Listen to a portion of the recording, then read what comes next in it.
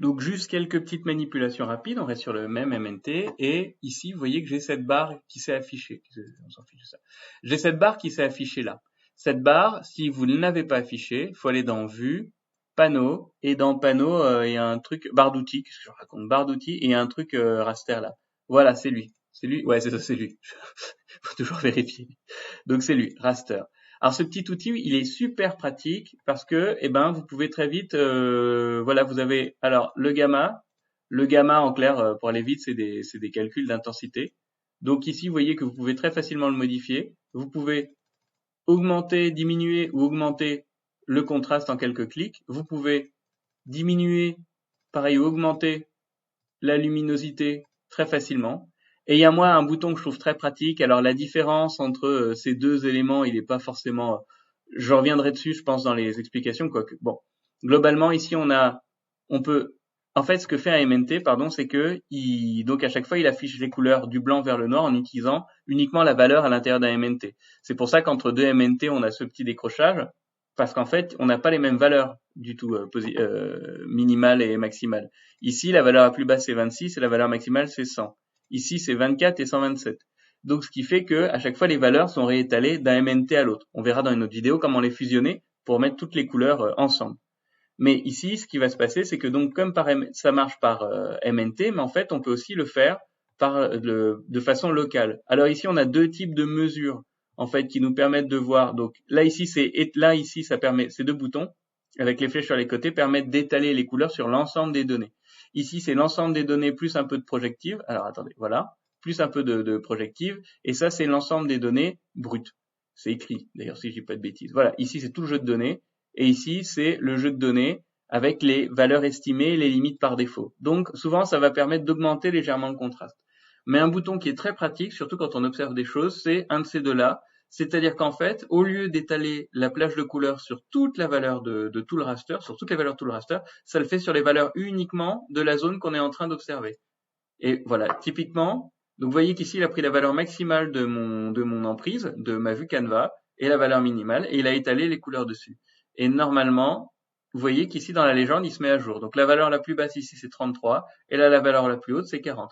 Donc si je dézoome, évidemment, ça fait un truc très bizarre, donc j'ai qu'à aller ailleurs, avec une emprise, là, je vais m'éloigner un peu, et je reclique, et hop, là, ça recalcule sur ces valeurs-là. Alors là, j'ai la scène qui est en train de qui est en train de m'embêter, donc je vais ouais, c'est trop tard hein, pour se reprendre sur le vocabulaire.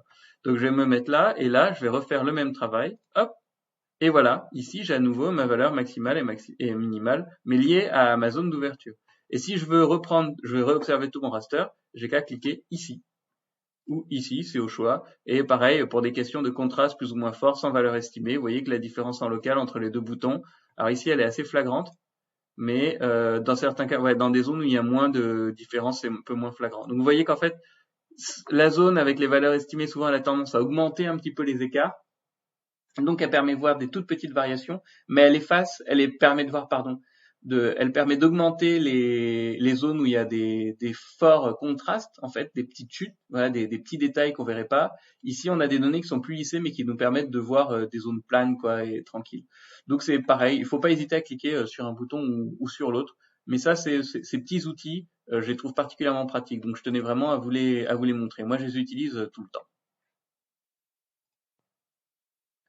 Puis évidemment, j'avais arrêté la vidéo, mais en fait, je me suis dit que c'est peut-être bien de vous montrer tout de suite les propriétés, comme ça j'aurais pas à le faire plus tard.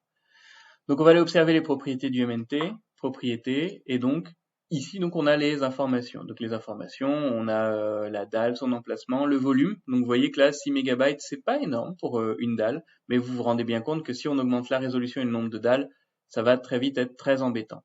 Donc ici on a le système, le SCR de référence, on l'a réimplanté, et source. Donc source, pareil, on a toutes les sources, donc ça c'est très bien, pas de souci. Symbologie, je vais revenir dessus. Alors transparence, ici on va beaucoup plus l'utiliser que précédemment. Alors transparence ici, vous avez du moins 99, 999 appliqué. Donc là évidemment j'ai rien, mais par exemple mettons que vous ayez la mer, mettons que ça ce soit la mer. Donc ça, la mer, hop, ah ben c'est ça que j'aurais dû vous montrer. Mettons que ce soit la mer. Alors déjà, comment on peut observer les valeurs d'un pixel? Vous voyez qu'ici, je zoome, je prends mon petit outil de i, et si je clique sur un pixel, ici, sa valeur, elle apparaît. Alors ensuite, j'ai les dérivés. Les dérivés, c'est les coordonnées. Donc ça, on va pas trop ça, c'est relativement simple. Mais vous voyez que comme ça, là, je sais que ce pixel, il est à 35 mètres. Ce pixel, il est à 26 mètres. Ce pixel à 26,72, etc. Et celui-ci, il est à 34 mètres. Voilà. Mettons que la Seine, j'estime que c'est le niveau de la mer. On s'en fiche, hein. Donc globalement, je veux effacer tout ce qui est à 27, tout ce qui est à 27, 27 compris quoi, même 27,9. Et ça, je veux le garder. Donc maintenant, je mesure. En fait, je vois que la valeur que pour moi est 0, c'est 27. Donc on va aller ici, moi même 27,5, je pense. On va revenir ici, propriété. Et bon, ça, on va laisser valeur, voilà. Et ici, on peut rajouter, vous voyez, des options de transparence. Cette option de transparence, vous allez voir pourquoi elle est très pratique. Je fais plus. Donc ici, on va dire que ça va de 0 à, comme il y avait 27,5, on va dire de 0 à 28. Comme ça, on s'embête pas.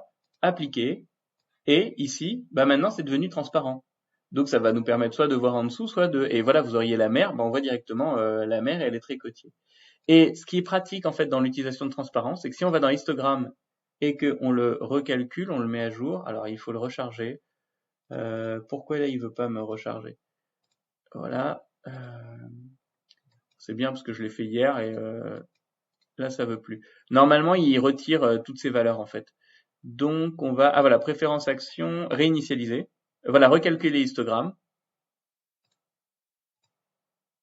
Que recalculer histogramme. Bon, évidemment, ça marche moyen d'un seul coup. Bon, normalement, ça aurait dû me le retirer. C'est pas très très grave. On continue, donc rendu, c'est pas grave. Alors pyramide, en effet, c'est qu'on peut créer un système pyramidal. Donc ça veut dire, c'est un peu comme quand on a vu les données en flux. Plus on s'éloigne, plus on a une donnée qui est simplifiée. Ça nous permet d'aller très vite et de bien voir les choses. Table d'attributs, on est sur du raster, on va pas s'embêter. Légende, on va pas s'embêter. Et symbologie, c'est là-dessus que je voulais aller. Dans symbologie, on peut modifier les couleurs. Vous voyez, bande grise unique, ça c'est la bande par défaut.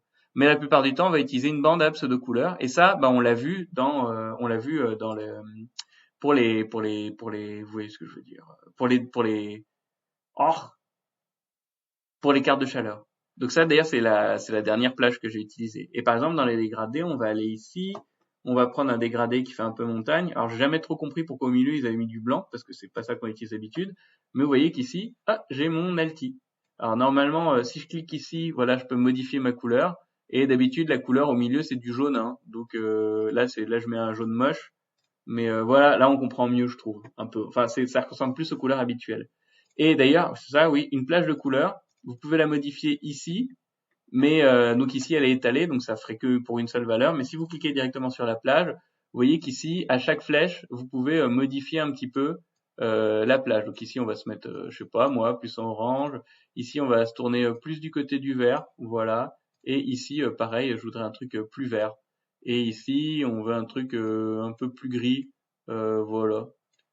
Vous voyez là, j'ai légèrement modifié mes couleurs, appliquer, hop, et ça se met à jour. Bon là, c'est avec ma carte, elle a rouillé, mais comme ça vous donne une idée. Et bah voilà, là on est bon, je pense.